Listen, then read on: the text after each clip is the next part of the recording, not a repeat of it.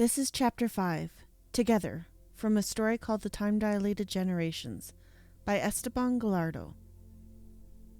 John was only days away from reaching his second full year in space. Time had blurred into an endless cycle of work and routine. He had just completed the final connection of the ring nodes, carefully verifying that the entire structure was assembled with precision. The next phase would be installing the central engine and integrating it with the station's framework, a process that would take another 6 months. Then, another 6 months to bring the oxygen systems online, making the modules habitable. By the time he was finished, the station would be a bare bones but functional environment, just enough to support the first wave of astronauts. John's mind drifted, his thoughts wandering down an endless timeline.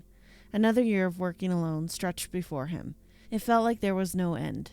Sighing, he prepared to leave the central spacecraft habitat, the small metal shell he had called home for the past 2 years.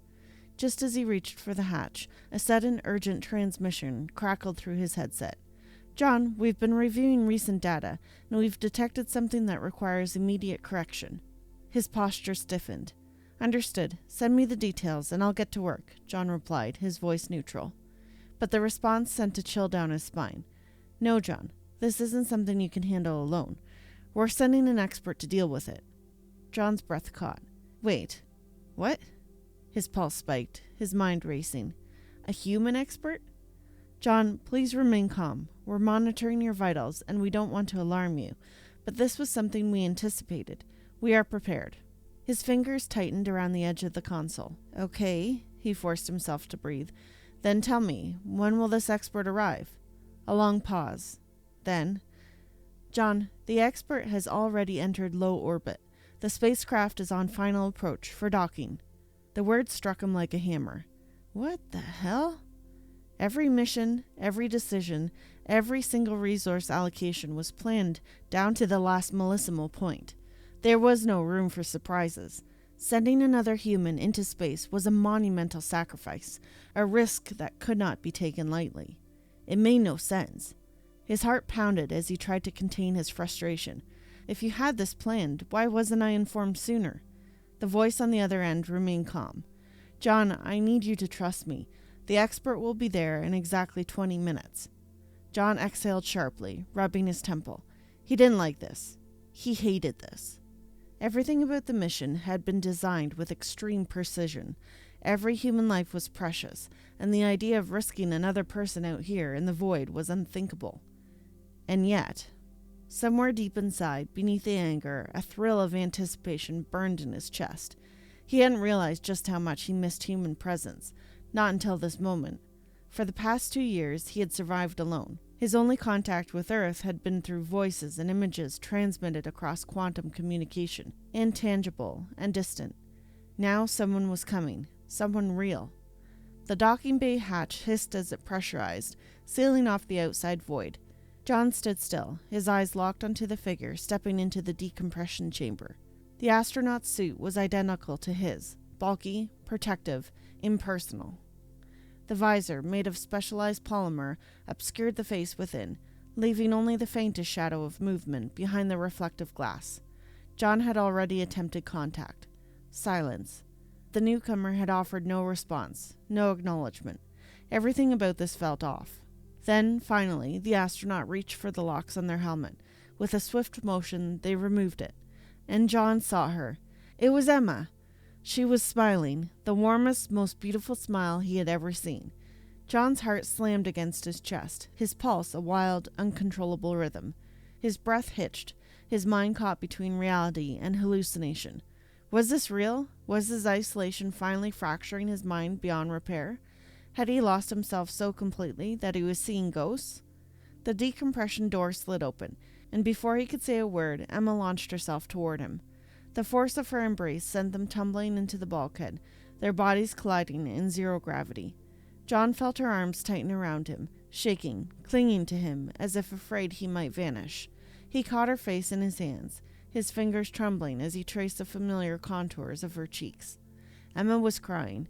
Tears floated weightlessly, catching in strands of her hair, but her eyes never left his. Pure joy radiated from her, overpowering everything. John was still struggling to believe it, still drowning in disbelief, until she spoke. "Did you think you could escape me so easily?" Her voice was soft, trembling from emotion, but unmistakably real. And in that moment, John knew. It was her. It was really her. Not a dream, not a hallucination. She was really here. A sob clawed at his throat as he pulled her into a crushing embrace, his body shaking from the weight of emotions too powerful to contain. He had resigned himself to never touching her again, never feeling her warmth, never hearing her voice beyond the cold distance of transmission lines. Yet here she was. Thousands of questions flooded his mind, but none of them mattered right now. Not when she was here, alive, breathing, holding him. Emma pressed her forehead against his, and then they kissed. For a moment, the universe ceased to exist. No space, no mission, no survival. Only them. It was not just a kiss. It was a reunion of souls. A collision of longing, relief, a love so raw it felt like their very beings were fusing into one. It was a piece of themselves they hadn't realized was missing, now found, now whole. When they finally pulled away, breathless, weightless, overwhelmed, Emma was the first to break the silence. She knew what he was thinking. "We knew you needed help, John." He blinked, still reeling, but she continued. "Everyone in the underground knew.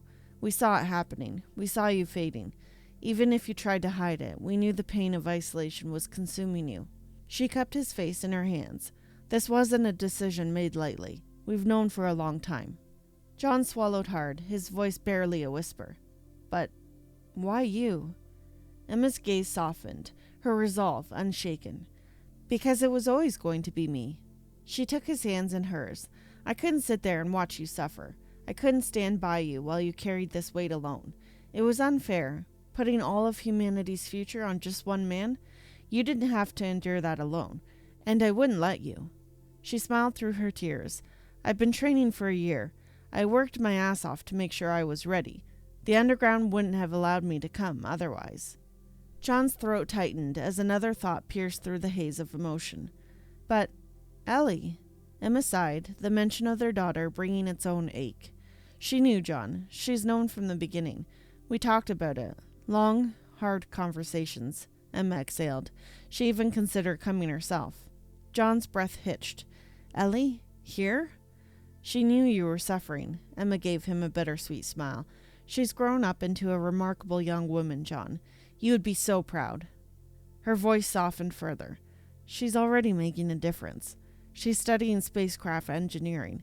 She started research into quantum reactors. She's not just waiting for the future. She's building it." John's emotions overflowed again, crashing into him like a tidal wave. And he broke. He buried his face into Emma's shoulder, holding her like a man who had been drowning for years, finally breaking the surface. Everything, the weight of isolation, the crushing loneliness, the unbearable responsibility, it all melted away. John wasn't alone anymore. Not only that, he would share this journey with the person who completed him, the woman who was his home, his universe. And for the first time in 2 years, John Anderson felt truly alive again. That was Chapter 5, Together, from the Time-Dilated Generations, by Esteban Gallardo. Thank you so much for listening, and we hope to see you again next time.